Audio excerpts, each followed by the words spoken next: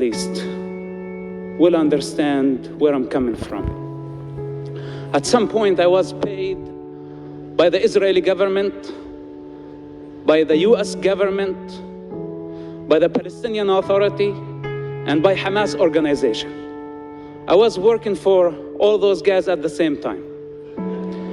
So today, if I speak with the authority of experience. It's not from the books. It's not a second-hand knowledge that I got from somebody. I don't represent government or politicians. I represent myself. I am an individual. I am not an organization. And I don't like to take sides, because I don't belong to nations. I don't belong to the crowd. I have transcended this long time ago. But the Jewish nation is dear to me. And when I see nations unifying against the Jewish people, it hurts me. Because at some point, I thought the Jewish people were the enemies of humanity. I thought that they were the enemies of our people, the Palestinian people, until I came to experience what the Jewish nation really is. Through intelligence service, through witnessing the true democratic model in an ocean of darkness, the only light in the Middle East. And I wonder, people here in the free world who think that they are free, unifying against Israel, attacking Israel, isolating Israel, boycotting Israel, BDS and all this hypocrisy. Of course, hypocrisy coming together with political correctness, because it's the same. Two faces for the same coin. In the Muslim society, I witnessed a woman who sent 5 of her children to die in suicide bombing attacks, one after another. She would put this explosive belt on them and bless them and say, "Go kill the Jews," to gain respect in her society. This is hypocrisy. My father disowned me because he's a hypocrite. On a personal level, he's a loving father. But when he puts the Hamas mask that he cannot exist without, he's a monster, he's something else. And this is the problem with that society conditioning. That if you take individuals on the side, they're just human beings like us. Any of us could have or have been brought in that environment, would be conditioned in the same way. The human condition does not differ. Society is representing something. Is representing an other side. They're just human beings like us. Any of us could have or have been brought in that environment, would be conditioned in the same way. The human condition does not differentiate between an Arab or a Jewish person. But the collective mind of the society is representing something. Is representing an ideology, a culture, a state of consciousness that calibrates in darkness, that calibrates in the 7th and 6th centuries. Ruled by tribal lust for power. It have not changed, or it has not changed. Muhammad, and I know that I've been told by people here not to say this, so it does not look like the Jews are going against the Muslims. But we cannot fool ourselves. There is an Islamic problem. Al-Qaeda, Hamas, Hezbollah, Islamic Jihad, ISIS, Boko Haram, all of them are killing by the name of Allah. They're not killing by the name of Jesus. They're not killing by the name of Jehovah. They're not killing by the name of Mahavira or the Buddha or Lao Tzu. They're killing by the name of Allah. There is an Islamic problem, and I think humanity needs to stand against this danger, because this danger is not only against the state of Israel. This danger, thank you. This danger is against the evolvement of mankind.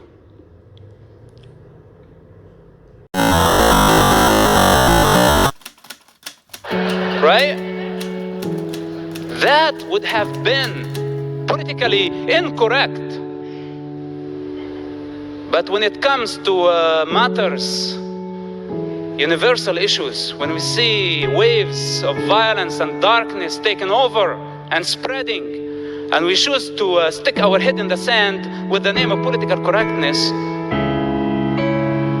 the truth is that we are afraid. And we are trying not to provoke them more.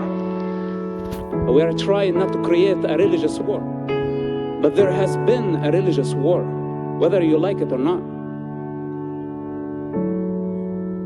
The better way is to face it, to grow up, and face it with courage.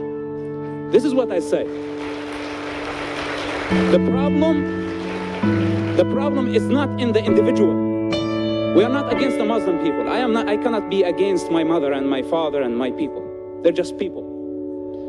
And there are idiots everywhere in every nation. But I'm talking about the collective consciousness of nations, of regions, and the cosmic consciousness of all humanity. The Muslim people have a problem, and their problem is in their belief system. They have to face it, and we need to encourage them to fight the good fight, as I did. If I was able, I had privileges as the son of a top Hamas leader. I had something to lose. But the average Muslim don't have lots of things to lose. They're already living in darkness and misery. If they leave it, it's better for them. When I left, I did not leave misery. I left privilege. I left position. I was paid. I was protected. Everybody wanted me to stay wearing the mask. I am a living example and a challenge, and I will continue to be, to every individual who lives in the Muslim world, that this is the time to grow up, to destroy the walls, and to transcend the conditioning of the society. This is the only way. But to tell them, no, Islam is a religion of peace, we just create the perfect climate for terrorists to keep on growing. I say otherwise. Our problem is not with the individual, our problem is with this belief system. That humanity and the free world need to unify, as eventually, even though it was too late, the world unified against Nazism. Today, free people need to unify against Islam, not against the Muslim people, against Islam itself as a belief system.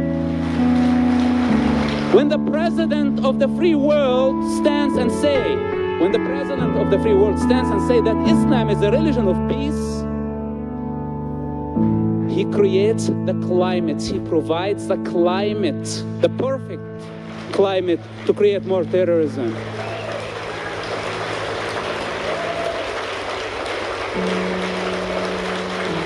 I hope that my message does not come across.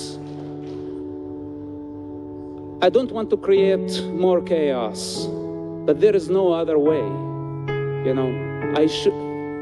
I wish I could be more gentle to represent this issue.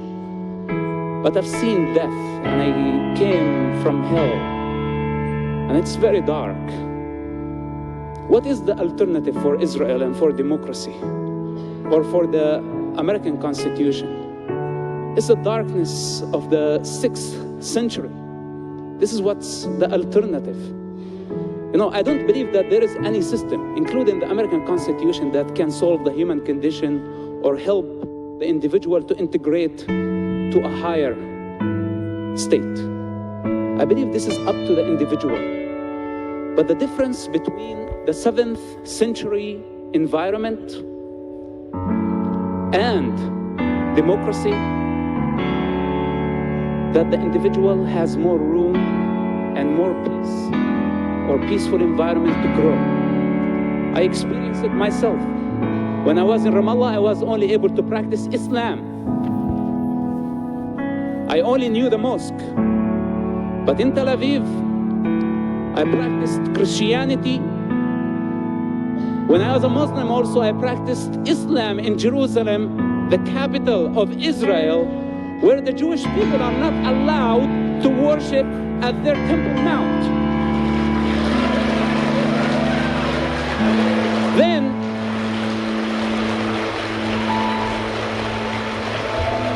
bunch of hypocrites called BDS come and compare Israel to the racist regime of South Africa. How can you compare? If it's the capital of the Jewish people and the Israeli government are not allowing the Jewish people to worship freely in their capital, on their holiest side, for correctness, not to offend the Muslims, and give them that kind of freedom. How can we compare this to that? In Tel Aviv, I was able to practice yoga. I was able to practice Christianity.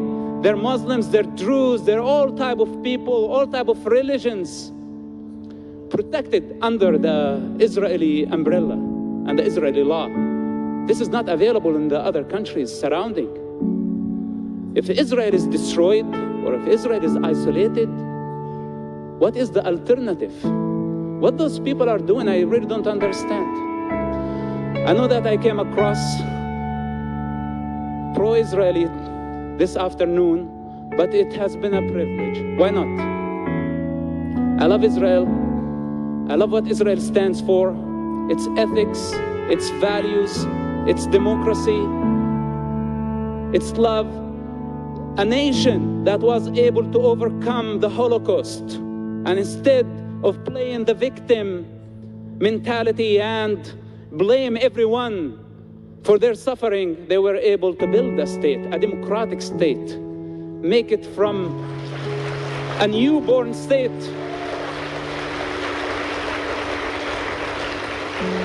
to an advanced and completely developed state in less than 25 years.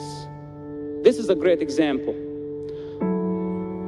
It has been a pleasure. I appreciate the love of the Jewish nation everywhere in the world. I don't care what they label me. Again, I speak with the authority of experience. If they have anything to say, they can say it right to my face. If they have the courage, but I doubt.